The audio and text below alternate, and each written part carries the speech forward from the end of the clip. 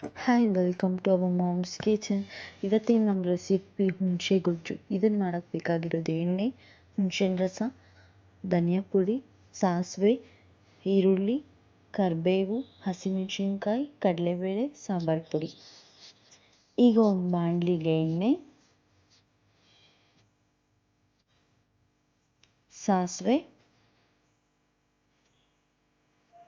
ಕಡಲೆಬೇಳೆ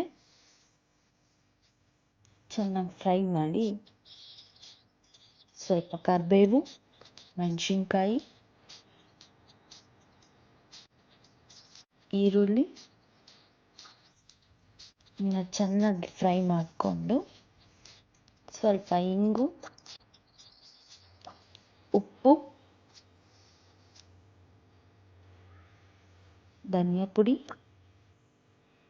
ಹಾಕಿ ಫ್ರೈ ಮಾಡಿಕೊಂಡು, ಲಾಸ್ಟಲ್ಲಿ ಸಾಂಬಾರು ಪುಡಿ ಹಾಕಿ ಹುರ್ಕೊಂಡು, ಹುಣಸೆಹಣ್ಣು ರಸ ಹಾಕಿದ್ರೆ ಹುಣಸೆ ಗೊಜ್ಜು ರೆಡಿ.